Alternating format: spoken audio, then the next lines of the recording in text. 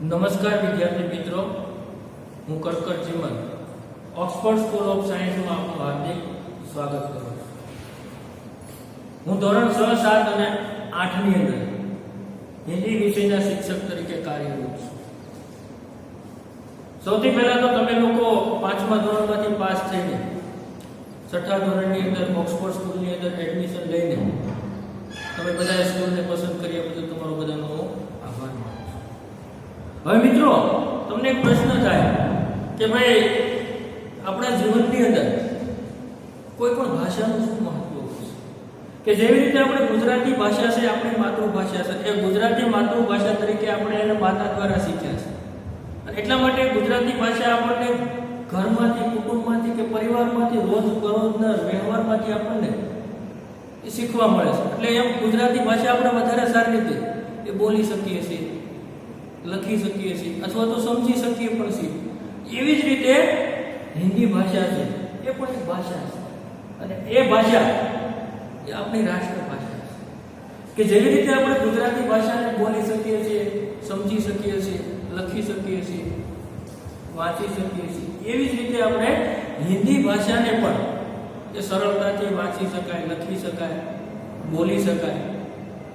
એના માટે આપણે બધાએ અભ્યાસ કરવો. અને એ અભ્યાસ અંદર 6ઠા ધોરણની અંદર, આમ તો 5મા ધોરણમાં તમે હિન્દી ભાષાની અંદરથી અભ્યાસ કરતા એવા તો આગળ પણ તમે હિન્દીમાં એ ભણવાની શરૂઆત કરી. પણ હવે 6ઠા ધોરણથી આપણે જ્યારે હિન્દી ભાષાની અંદર, આમ તો વિદ્યાર્થી મિત્રો તમને બધાને હિન્દી વાંચતા આવડતું છે, છતાં પણ કેટલાક વિદ્યાર્થીઓને થોડી ભૂલો પડતી હશે. પણ એ બધી વસ્તુ ભૂલોને આપણે નિવારવા માટે 6ઠા ધોરણની અંદર એ આગળ જેમ જેમ આપણે અભ્યાસક્રમમાં આગળ વધતા જશું તેમ તેમ આપણે એ તમામ એ ભૂલોને સુધારવાનો પ્રયાસ કરીને હિન્દી ભાષાની અંદર આપણા માટે એ મહત્વનું એ બને કે ભાઈ આપણે હિન્દી ભાષાને સારી રીતે બોલી શકીએ, સારી રીતે લખી શકીએ, સારી રીતે સમજી શકીએ. કોઈ બીજી વ્યક્તિ આપણી સાથે કઈ રીતે એ હિન્દીમાં વાત કરે છે તો આપણે એને સમજી અને આપણે રીતે આપણે પણ એક આપણે જેમ ગુજરાતીમાં આપણે બીજા સામેની વ્યક્તિના પ્રશ્નોનો જવાબ આપી શકીએ, હિન્દીમાં પણ આપણે આપી શકીએ. એ રીતે આપણે હિન્દી ભાષા શીખવાની. અને બીજી નંબરની બાબત કે ભાઈ હિન્દી આપણી જે પ્રથમ ભાષા છે, આપણે એ હિન્દીને એ આપણે દ્વિતીય ભાષા તરીકે ઓળખવામાં આવે. જેમ ગુજરાતીને આપણે પ્રથમ ભાષા છે, હિન્દી આપણી દ્વિતીય ભાષા છે અને જે આપણી રાષ્ટ્રભાષા તરીકે પ્રસિદ્ધ છે. કારણ કે મિત્રો, આપણે ગુજરાતની અંદર જેમ આપણી માતૃભાષા અથવા તો પ્રાદેશિક ભાષા તરીકે આપણે ગુજરાતીનો જેમ એ બહોળા પ્રમાણની અંદર ઉપયોગ થાય છે, એવી જ રીતે અન્ય રાજ્યોની અંદર પણ પોતાના રાજ્યની પ્રાદેશિક ભાષા એમની એક મહત્વનું હોય છે. છતાં પણ એ બધી જ ભાષાઓને જો જોડવાનું કોઈ ભાષા કરતી હોય અથવા તો બધા જ રાજ્યના આખા દેશના તમામ લોકોને જો જોડવાનું કામ કરનારી ભાષા હોય તો એ આપણી રાષ્ટ્રભાષા હિન્દી છે. કારણ કે આપણે ગુજરાતની બહાર જવાનું થાય, કોઈ અન્ય રાજ્યની અંદર જવાનું થાય, ત્યારે આપણને જો હિન્દી ભાષા નહીં આવડતી હોય, આપણે નહીં સમજી શકતા હોય, આપણે નહીં બોલી શકતા હોય તો આપણને ઘણી બધી તકલીફ પડશે. અને એટલા માટે આપણે હિન્દી ભાષા કમસે કમ વાંચી શકીએ, બોલી શકીએ, લખી શકીએ, અથવા તો કોઈ સામેની કોઈ બીજી વ્યક્તિ છે આપણી સાથે હિન્દી ભાષામાં વાત કરે છે અને એ વાતને આપણે સરળતાથી સમજી શકીએ. એ રીતે આપણા માટે હિન્દીનો અભ્યાસ છે એ મિત્રો બહુ મહત્વનો બની રહેશે.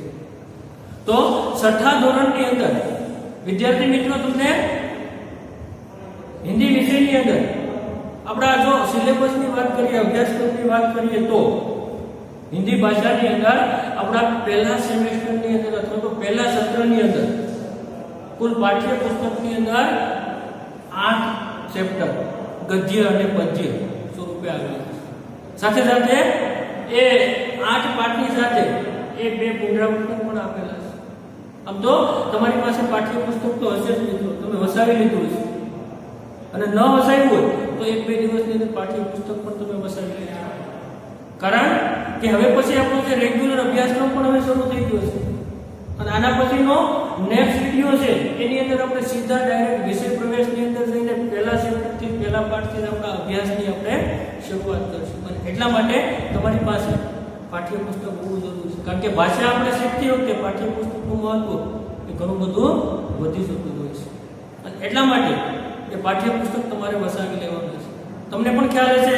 તો એ પાઠ્યપુસ્તક જે મિત્રો પાસે છે વસાવી લીધું છે, એમાં ટોટલ આપણા હિન્દીના પાઠ્યપુસ્તકની અંદર એ 8 ચેપ્ટર, જે પ્રથમ સત્રનું હિન્દીનું જે પુસ્તક છે એની અંદર સમાવિષ્ટ થયેલું છે. તો એ પુસ્તકની અંદર કુલ જે 8 ચેપ્ટર છે, એ 8 ચેપ્ટરનું આપણું જે પ્રથમ સત્ર છે, જે દિવાળી સુધીનું પ્રથમ સત્ર છે, ત્યાં સુધીનો આપણો હિન્દીનો એ અભ્યાસક્રમ રહેશે.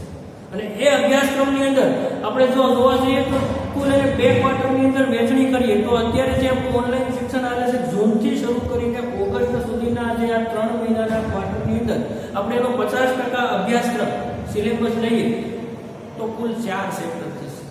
અને એ 4 ચેપ્ટરને સાથે સાથે પુનરાવર્તન એ પણ આપણે એની સાથે સમાવિષ્ટ કરીશું. અને સાથે સાથે આપણા 6થા ધોરણની અંદર કેટલાક જે વ્યાકરણીય મુદ્દાઓ છે એ પણ આની સાથે સાથે એ આપણને મૂકવામાં આવ્યા છે.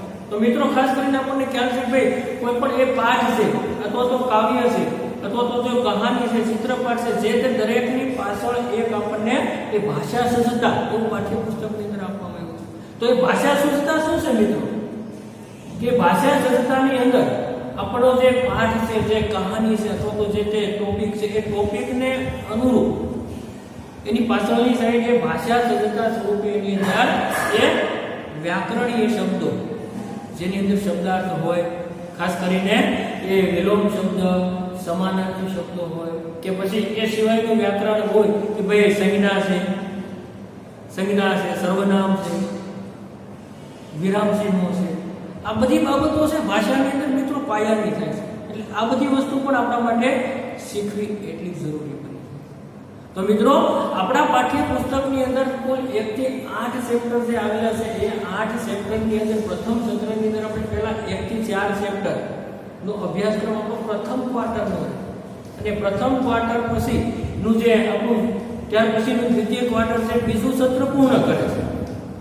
એટલે કે સપ્ટેમ્બર થી શરૂ કરીને ઓક્ટોબર, નવેમ્બર સુધી, કે જૂન, ઓગસ્ટ સુધીનું પહેલું સત્ર પૂરું થાય પછી એ ઓક્ટોબરના અંતે જ્યારે આપણી જે પહેલા સત્રની જે પરીક્ષા આવે, એ પ્રથમ સત્રની એ સત્રાંત પરીક્ષા તરીકે ઓળખાય છે, ત્યારે આપણું સંપૂર્ણ એક પાઠ્યપુસ્તક હિન્દીનું છે એ આપણું 8 ચેપ્ટર પુનરાવર્તન પ્લસ એની સાથે જે વ્યાકરણીય જે મુદ્દાઓ છે, જે ટોપિક છે, એ બધી વસ્તુનો સમાવેશ થાય છે. એની સાથે સાથે એ આપણને મિત્રો ખ્યાલ હશે કે લેખન વિભાગ, ખાસ કરીને લેખન વિભાગનો તમને તમે નિબંધ લેખન છે, કહાની લેખન છે, એ પણ તમારે સાથે સાથે એ આ અભ્યાસક્રમની અંદર એ સમાવિષ્ટ કરવાનો.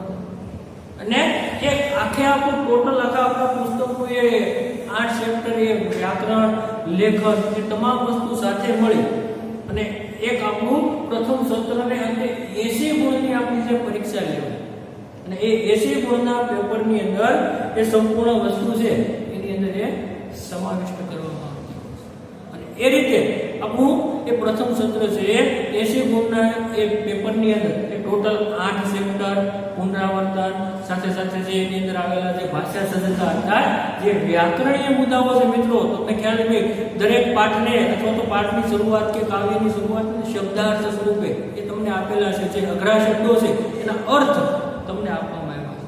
એટલે એ અભ્યાસ કરતી વખતે આપણે સંપૂર્ણ રીતે એ સારી રીતે એને સમજવા પડશે, એને યાદ રાખવા પડશે અને તો જ આપણે વધારે સારી રીતે ભાષાને એ સમજી શકશું અથવા તો એને શીખી શકશું.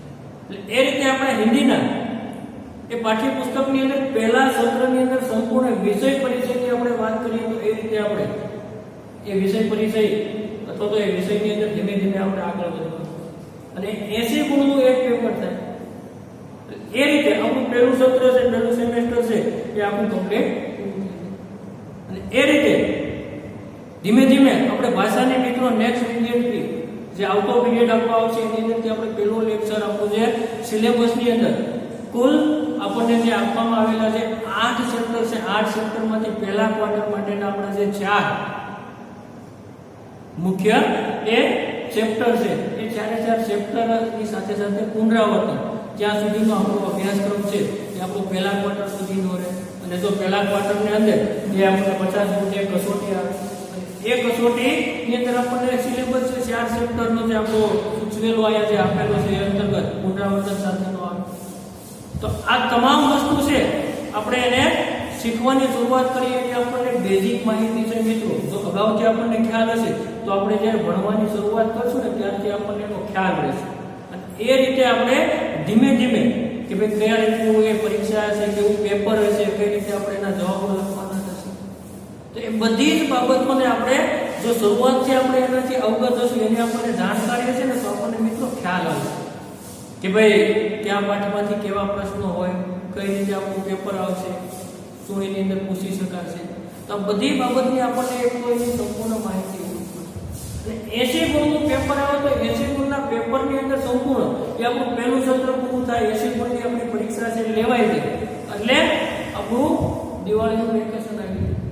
એ જ રીતે ત્યાર પછી બીજું સત્ર શરૂ થાય અને બીજા સત્રની અંદર આપણું હિન્દીનું જે પાઠ્યપુસ્તક છે મિત્રો એ ફરી પાછું બીજું આવી જાય, બદલાઈ જાય. કે વર્ષની અંદર આપણને બે સત્રની અંદર હિન્દી વિષયની અંદર આપણને બે પાઠ્યપુસ્તકો આવશે. પણ અહીંયા જેવી રીતે પહેલું સત્ર આપણું છે પાઠ્યપુસ્તકના આધારે પૂર્ણ કરવામાં આવે, એવી જ રીતે બીજું સત્ર પણ એ જ રીતે શરૂ થાય, જે દિવાળી પછીથી સત્ર શરૂ થાય અને એપ્રિલ મહિનાની અંદર આપણું સંપૂર્ણ સત્ર છે એ પૂરું થતું હોય છે. એ રીતે એ સંપૂર્ણ 8+8 ટોટલ 16 જેટલા ચેપ્ટરનો અભ્યાસ આપણે 6થા ધોરણની અંદર એ કરવાનો થાય છે. અને એ રીતે 80 ગુણનું તમને એમ થાય કે પેપરની અંદર શું હશે, તો એ પેપરની અંદર ખાસ કરીને આપણી જે પેપર સ્ટાઇલ છે એની અંદર કુલ 5 પ્રશ્નો હશે. અને એ 5 પ્રશ્નોની અંદર 5 વિભાગ હશે કે ભાઈ પહેલા પ્રશ્નની અંદર ટોટલ 16 ગુણ, બીજામાં 16 ગુણ, એમ કરીને 5 પ્રશ્નોની અંદર 16 ગુણના 5 વિભાગની અંદર આખું સંપૂર્ણ પ્રશ્નપત્ર છે એની અંદર સમાવિષ્ટ થયેલું છે.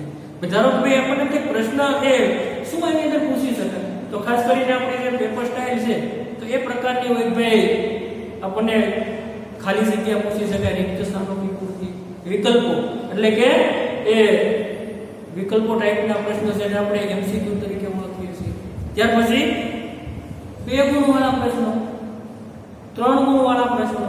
વ્યાકરણ વિભાગની અંદર આપણે આગળ વધીએ તો એની અંદર એ તમામ વ્યાકરણીય જે મુદ્દાઓ છે એની અંદર સમાવિષ્ટ કરીએ તો સમાનાર્થી શબ્દો, વિલોમ અર્થાત વિરોધી શબ્દ, સંજ્ઞા કે પ્રકાર, વિરામ ચિહ્નો, એનાથી સાથે સાથે કહાવત, મુહાવરે, આ બધી બાબતોને એની અંદર એ સમાવિષ્ટ કરીને ત્રીજો પ્રશ્ન મિત્રો આપણો આવે છે કે 16 ગુણનો ત્રીજો પ્રશ્ન આખે એ વ્યાકરણ વિભાગનો આવે છે. ત્યાર પછીના પ્રશ્નની અંદર એ લેખન વિભાગનો સમાવેશ થાય છે. તો લેખન વિભાગની અંદર શું હોઈ શકે, તો એની અંદર ખાસ કરીને પત્ર લેખન, કહાની લેખન, નિબંધ લેખન, એ બધી વસ્તુનો સમાવેશ થાય. અને એનાથી વિશેષ આપણને કોઈ પેરેગ્રાફ આપેલો હોય કે પેરેગ્રાફની નીચે 5 પ્રશ્નો આપેલા હોય, જે તમારા પાઠ્યપુસ્તકની અંદર એવા પેરેગ્રાફ આપણે અભ્યાસ કરશું એટલે આપણે આગળ જાણીશું કે કોઈ એક પેરેગ્રાફ આપેલો છે, એ પેરેગ્રાફને આપણે ધ્યાનથી વાંચવાનો, સમજવાનો અને ત્યાર પછી એની નીચે જે પ્રશ્નો આપેલા છે ને એ પ્રશ્નના જવાબ આપવાના. તો આ રીતનું એ આપણે પરીક્ષાની અંદર પણ પ્રશ્ન પેપરની અંદર પૂછાય છે. એટલે મિત્રો આપણને તમે 80 ગુણના પેપરની અંદર આવી બધી બાબતો છે એની અંદર પૂછાતી હોય છે. વિકલ્પો હોય, ખાલી જગ્યા હોય, 2 ગુણવાળા પ્રશ્નો હોય, 3 ગુણવાળા પ્રશ્નો હોય, વ્યાકરણીય પ્રશ્નો હોય, લેખન વિભાગના કહાની, પત્ર, નિબંધ, એ આ તમામ પ્રકારના પ્રશ્નો જે આપણે આગળ છે અભ્યાસ કરશું તો સંપૂર્ણ એની જે પેપર સ્ટાઇલ છે એ આપણને તમને વિદ્યાર્થી મિત્રોને એ વિડીયોના માધ્યમથી મોકલવામાં આવશે.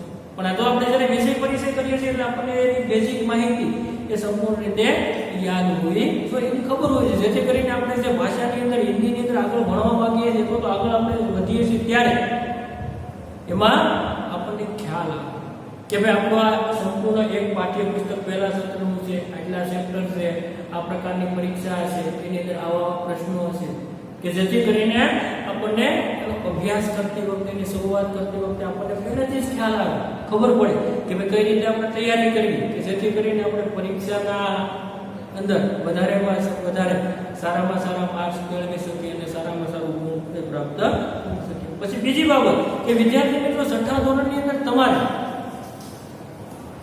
એ સિલેબસ આપણે ભણતા જાય ત્યારે તમારે 200 પેજનો એક ચોપડો બનાવવાનો છે અને 200 પેજના ચોપડાની અંદર આપણે એને બે ભાગની અંદર વિભાજિત કરી દઈશું કે પહેલા ભાગની અંદર જે પાઠ અથવા તો જે ટોપિક આપણો એ પાઠ્યપુસ્તકનો પૂર્ણ થતો જાય એની સાથે સાથે એ ટોપિકની અંદર આપણે એના પ્રશ્નોના સ્વાધ્યાયના જવાબો છે કે તમને સૂચનાઓ આપવામાં આવે છે લખતા જવાના. બીજા વિભાગની અંદર આપણે ધારો કે બે ચોપડાની અંદર આપણે ડિવાઈડ કર્યું છે, બે ભાગ કર્યા છે, તો પછીના વિભાગની અંદર આપણે એ લેખન વિભાગ છે જેમાં કહાની લેખન, પત્ર લેખન, નિબંધ લેખન એની અંદર સાથે સાથે એ એક ચોપડાની એટલે એક ચોપડો 200 પેજનો હોય તો અડધા ચોપડાની અંદર આપણા સ્વાધ્યાયના અને જે પ્રશ્નોના જવાબ છે એને આપણે લખીએ અને બીજા ભાગની અંદર આપણે આ રીતે લેખન વિભાગને પણ એમાં સમાવેશ કરી શકીએ. એટલે મિત્રો ખાસ તમારે એક ચોપડો 200 પેજનો લેવાનો, ચોપડો એ રીતે બનાવવાનો કે આગળના પેજ ઉપરથી વ્યવસ્થિત રીતે તમારું નામ સુંદર અક્ષરે, ધોરણ, એ બધી વસ્તુ છે એ વ્યવસ્થિત લખવાની છે અને સાથે સાથે અનુક્રમણિકા, સારા અક્ષર લખવાનું, ક્રમ, વિષય અથવા તો ટોપિકનું નામ, તારીખ, શિક્ષકની સાઇન, આ બધી વસ્તુ છે સુંદર રીતે સારા અક્ષરે લખવાનું. અને સાથે સાથે આપણે જ્યારે ફરી પાછા નેક્સ્ટ વિડિયો લેક્ચરની અંદર જ્યારે આપણે મળીએ અથવા તો તમારે નેક્સ્ટ વિડિયો લેક્ચરની અંદર જ્યારે આપણે ફરી પાછું એ એકડ એક છે આપણે પહેલા પાઠથી જે ખાસ કરીને આપણે હિન્દીની અંદર પહેલો પાઠ છે દયાનો શિકારી, ચિત્રપાઠ છે, એનો અભ્યાસ કરવા બેસીએ ત્યારે તમારી પાસે પાઠ્યપુસ્તક છે એ તમે એ લઈ લીધું છે અથવા તો લઈ લીધેલું હશે, તમે એ પાઠ્યપુસ્તકને સાથે રાખીને એ અભ્યાસ કરવા માટે, કારણ કે ચિત્રપાઠ છે તમે જોતા જશો અને એના આધારે તમે આગળ એનો અભ્યાસ કરતા જશો. એટલે એ પાઠ્યપુસ્તકને સાથે લઈ અથવા તો એ પેન્સિલ છે, પેન છે, આ બધી વસ્તુ છે સાથે રાખીને વિડીયો જ્યારે જોતી વખતે એ સંપૂર્ણ રીતે જ્યાં આપણને એ જરૂર જણાય ત્યાં પેન્સિલથી એ શબ્દ ઉપર એની એ લીટી કરીને નોંધ કરવા માટે, એ લખવા માટે એ આપણને પેન્સિલની જરૂર પડે, બોલપેનની જરૂર પડે. એ રીતે આપણે સંપૂર્ણ વિડીયો જોઈને એ અભ્યાસ કરીએ. એ રીતે તમારે પાઠ્યપુસ્તક જો તમે ન વસાવ્યું હોય તો નેક્સ્ટ વિડીયોની અંદર જ્યારે આપણે એ આપણો અભ્યાસક્રમ એ જ્યારે આપણે શરૂ કરીએ ત્યારથી આપણી પાસે એ વસાવી લેજો અથવા તો તમે મેળવી લેજો, જેથી કરીને તમને અભ્યાસની અંદર કોઈ તકલીફ ન પડે અને તમે સરળતાથી સારી રીતે અભ્યાસ એ કરી શકો. Thank you.